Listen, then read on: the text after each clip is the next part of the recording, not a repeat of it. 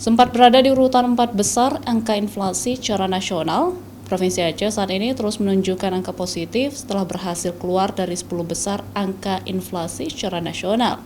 Saat ini, Aceh berada di peringkat 11 angka inflasi nasional. Dengan keluarnya Aceh dari 10 besar, Bank Indonesia Perwakilan Aceh berharap terus adanya program-program untuk mencegah inflasi seperti sektor pangan dan lainnya.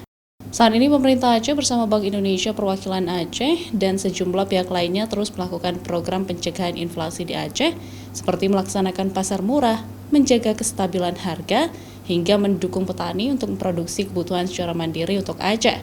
Komoditas-komoditas cabai merah, komoditas bawang merah, komoditas yang kemarin sempat hit untuk di bulan September, di mana September kita kemarin hampir 7%, itu kita masih nomor 4 besar nasional.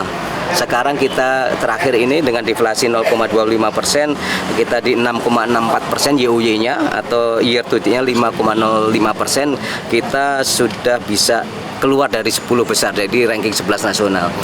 Tingkat kewaspadaan angka inflasi saat ini berfokus pada beras di Aceh, apalagi dengan banyaknya daerah di Aceh saat ini mengalami gagal panen, sehingga banyak beras luar yang masuk ke Aceh dengan harga yang tinggi.